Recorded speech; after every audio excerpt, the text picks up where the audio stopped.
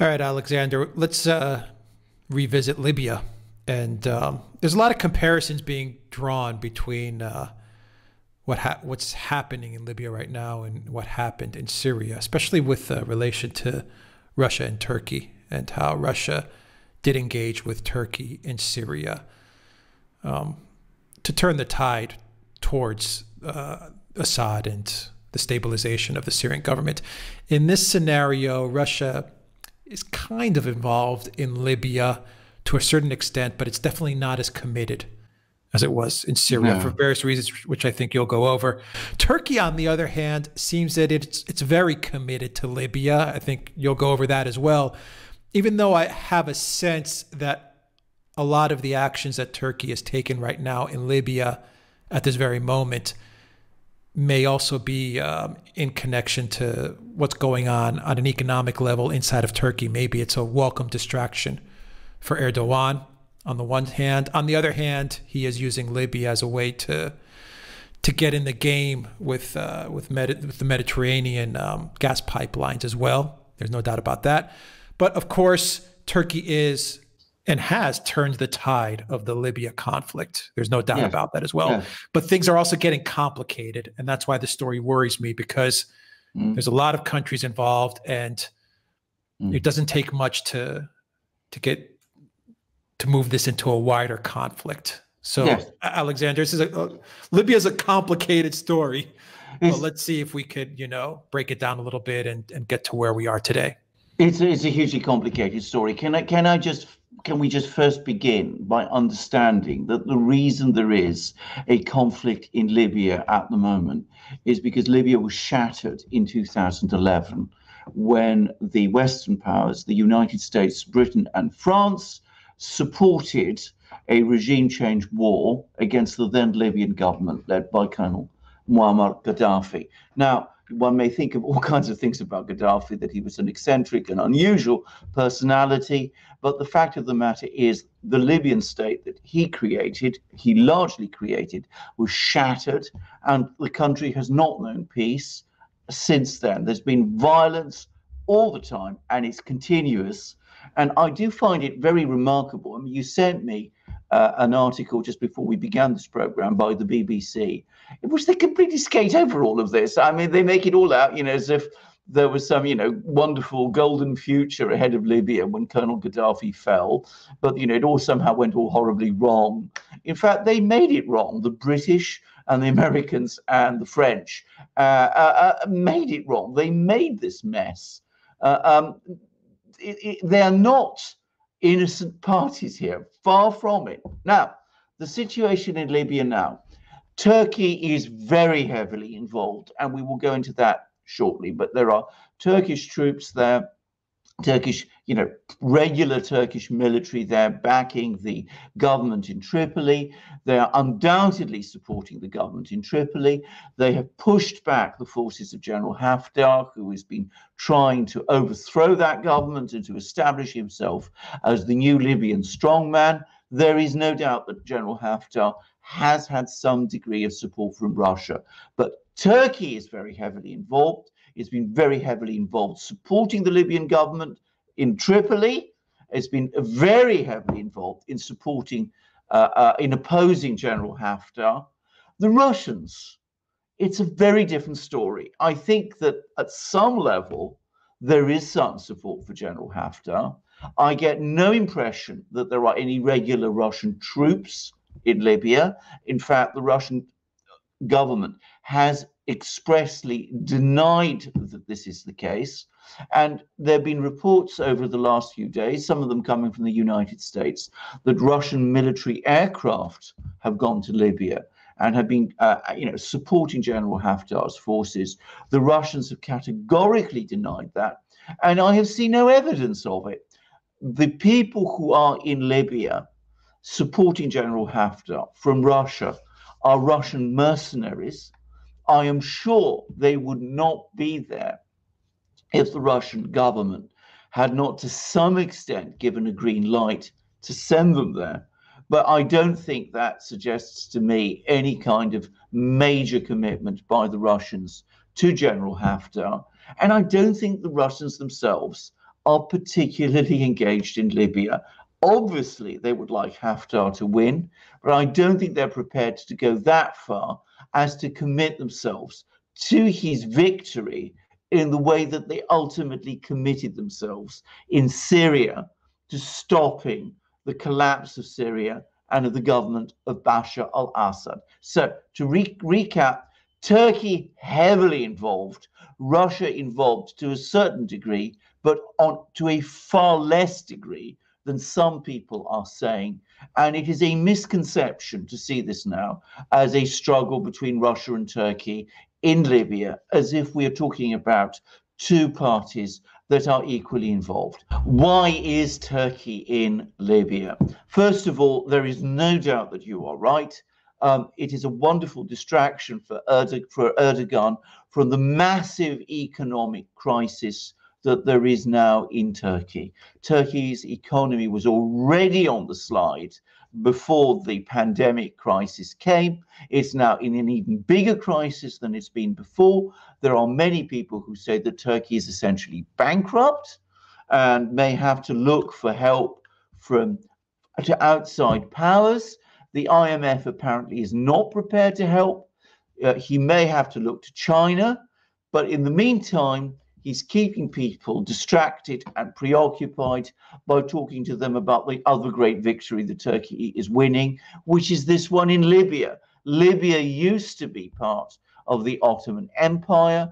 Erdogan likes to project himself as the person who, if not restoring the Ottoman Empire, is re-establishing Turkey as the great power in what was the former territory of the Ottoman Empire. So that plays into that very well. It's also, I think, a way of reducing Turkey's footprint in Syria, in the sense that what he's also doing is he's taking many of the people, the fighters, the Turkish-backed jihadi fighters, out of Syria into Libya to fight his battles there, which of course takes them further away from Turkey. And at the same time, it does give him an important footprint in a big, territorially big Mediterranean country, rich in oil and gas. So, in the long run, it might turn out economically well for him, or so he thinks. I personally think that, like all of Erdogan's adventures, this one will eventually go wrong. They always in the end do. But for the moment, it's reasonably small, it's reasonably cheap. He doesn't have the Russians against him to anything like the same degree that he has them against him in Syria. He probably feels that he can get away with quite a lot in Libya, and at the same time, it does help him with his own people in Turkey. It makes them feel that Turkey is doing something big and important in a territorially big country with lots of oil and lots of gas, which was once part of Turkey's empire and which is strategically located in the Mediterranean. So one can understand why Erdogan is there. I think, as I say, it will fail, but it does make a kind of sense. Right. Yeah. I mean, Erdogan probably sees a lot of upside, very little downside here. He gets a lot of little wins along the way. Exactly. He gets to play spoiler when it comes to the East Med. Yes. And we also have to note that supporting the government in Tripoli, you are supporting the internationally recognized government in Libya. So we have to make a note of that as well. Alexander, and just to also add, there is also an ideological affinity in that the government in Libya is basically based around the Muslim Brotherhood. So it is backed by Qatar, which is a friend of Turkey's. And of course, Erdogan himself has ideological affinities to the Muslim Brotherhood, which is, of course, an Arab organization, but which has an ideology, a religious ideology, which is very close to the one of Erdogan's party in Turkey. So there is an ideological affinity also. Right. So, I mean, You know, the way I'm looking at Libya right now, as I'm seeing it, it's essentially grounded to a stalemate, it seems, Yes, between the GNA and the LNA. yes, And there's no yes, doubt that Turkey has played a major role in stopping the advancement of Haftar. yes. But there's one part of this puzzle that does worry me a little Mm, bit, actually a lot, mm, considering that I am living in the region, mm, and that is this article from Al Monitor, which mm, goes like this. Egypt announces international anti-Turkey alliance. Egypt announced an international alliance that includes Greece, Cyprus, the United Arab Emirates, and France to confront Turkish provocative moves in Libya and the Mediterranean. So Egypt is asserting themselves in a very dynamic manner into the Libya conflict, as well as the Mediterranean and the East Med pipeline, which Egypt is very invested in, as is Israel, as is Cyprus, as is Greece. Alexander, what do you make of this? Because whenever I see a lot of countries kind of jumping into the fray here, and I see words like anti-Turkish alliance, mhm. you know, it doesn't take much to trip things up. Do you think this is significant? It is hugely, significant. First of all, let's just unpack the Egyptian side of it. The Egyptian government today. You remember we talked about the Muslim Brotherhood. The Egyptian government is, of course, very hostile to the Muslim Brotherhood, which originally began in Turkey.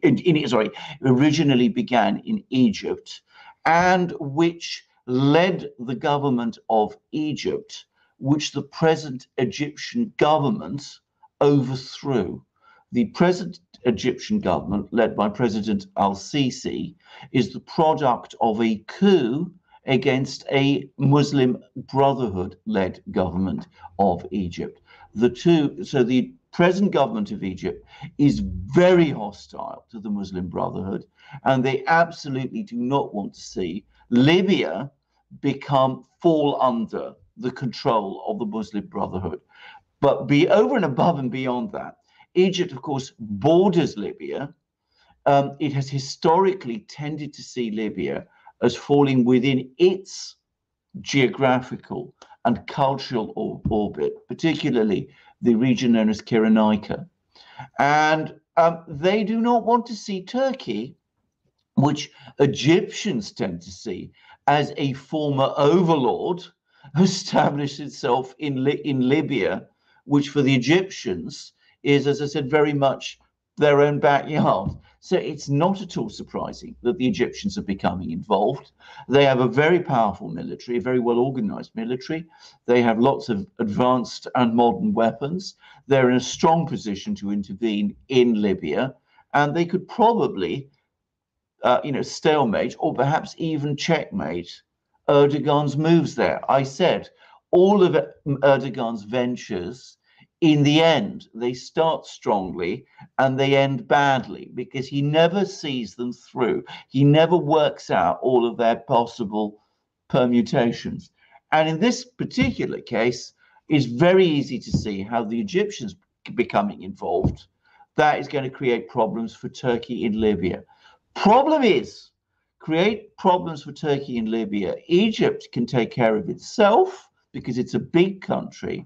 Other countries in this coalition that the Egyptians are building, like Greece, Cyprus, other countries like that, they then become exposed in a proxy war with Turkey on the other side. And that is potentially very dangerous for those countries, especially when they're dealing with someone like Erdogan. So you're quite right to be alarmed and worried. This has every potential to get out of control. In my opinion, the way to understand this conflict, the danger in this conflict, is not as some great clash between Turkey and Russia, but potentially between Turkey and Egypt, with Egypt pulling in other countries that perhaps are not very interested in Libya, but have reasons to be worried about Turkey. So that's the real potential. It's an East Mediterranean crisis, which is in danger of spiraling out of control. Absolutely. Greece, Cyprus, and the United Arab Arab Emirates need to Emirates. be very careful here, very careful, because, like you Absolutely. said, Turkey, Egypt can definitely hold its own against Turkey, and as can Greece, but Cyprus, the United Arab Emirates, they're going to have troubles. What about France? Because Egypt is pulling them into the alliance as well. What do you Yes. think France's role is in all Well, this? France has always had huge interest in Libya. They want to establish themselves as the big political, economic power in Libya. This is going back long, long ways. I mean, Nicolas Sarkozy, who was the former president of France, had some kind of connection with Gaddafi, which has never been completely clarified. So it's that they have a long history of wanting to become involved in Libya. The trouble is, bring in the French, and of course the French have a military, a very strong military, which is of a completely different order of efficiency to those of Turkey or Egypt. One has to say that.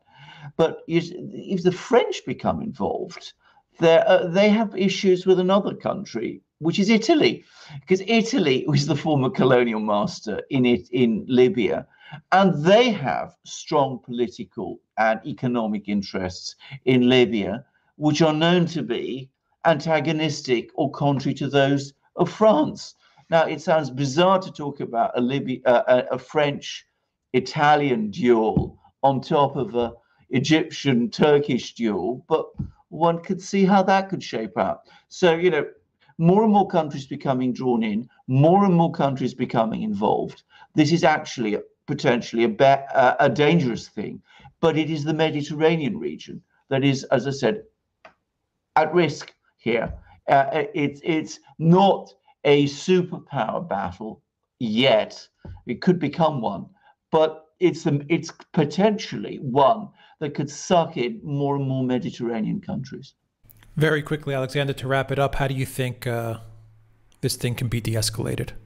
Well, the only way to de-escalate it is diplomatically, because, as you correctly said, we have a military stalemate. The Turks become involved too strongly, the Egyptians become involved. If the French become involved, potentially the Italians become involved. So there needs to be a diplomatic solution. I'm not sure what that is going to be, but that means some kind of reconciliation between the various parties, between Haftar and the government in Tripoli, working towards some kind of arrangement for a umbrella, national unity government that can bring some kind of peace to the country. To be very clear, it will not be a strong and stable government of the sort that perhaps Libya, in any optimal situation, needs. And it may not be the kind of government that would, propel Libya forward. But that brings us back to the disaster that was visited on the country in 2011. And it may not be possible at this time to recreate Libya in that kind of way. Perhaps in time, if we have a peace in Libya and things, peace being an absence of war in this situation, maybe new forces can develop in Libya, and maybe, given time, something new may emerge, which could take Libya forward. But that may take a very, very long time, and it's perhaps not what we should look for at the moment. Yeah. Barack Obama, Hillary Clinton, David Cameron, and Nicolas Sarkozy. Yeah, absolutely. They're the ones that broke Libya. Absolutely, they broke Libya, and it's astonishing how people forget that. It really is. I mean, it's one of the most terrible things I've ever seen, and the cynicism with which it was done, with all kinds of propaganda, by the way, about Gaddafi. I mean, I'm not a defender of Gaddafi. He was an eccentric and unbalanced man in many ways. But 99% of the things that he was accused of in that war, that he was giving Viagra to his soldiers so that they could commit mass rapes, that he was machine gunning people at funerals, that he was bombing, preparing to massacre the entire civilian population of Benghazi. All of that, it is now established as a lie, was lies. They were all lies. None of that was true. He actually agreed to submit to United Nations mediation. He agreed to a ceasefire. there was no need to destroy the country, and it was destroyed. And it's going to be very, very difficult to put the pieces together again. And for the moment, probably not possible.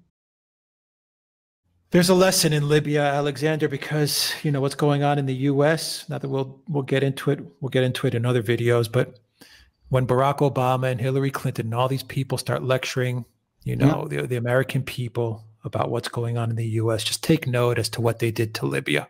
Absolutely. I'm going to say it. You know, some people may not like me saying it, but what you're seeing in the United States now is to a great extent what America has exported to other countries, or rather what these people representing the US or claiming to represent the US exported to other countries has now come back to the US. All these scenes I'm seeing in the US now, they remind me of so many things I've seen in other places. And who was responsible for that? Well, you know, who was president when Ukraine went up in smoke? Who was president when Syria went up in smoke? Who was president when Libya went up in smoke? Barack Obama was. Yeah, absolutely. Cameron, Obama, Sarkozy, and Clinton. Absolutely. All those people. Yes. I'll never forget Cameron and Sarkozy landing in Libya, claiming victory. Well, indeed. Well, indeed. Where are they now? What are they? David Cameron was all smiles. I know. Giving a speech in front of the Libyan people. And where is the UK in this scenario right now? Well, it's nowhere, because, of course, at the present moment in time, we have so many problems of our own. We prefer not to be reminded of our own. Just forgot about Libya. We forgot about the UK. Just completely washed its hands of it. Absolutely. Absolutely. They also had a complex about Gaddafi.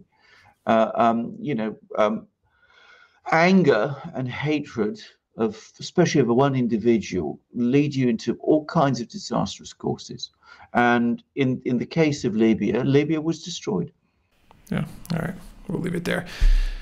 Alexander Mercouris, editor-in-chief of the Duran. Thank you very much, guys. If you like this video, hit that like, share the channel with people you know. Also drop us a comment. That helps the video out a lot as well.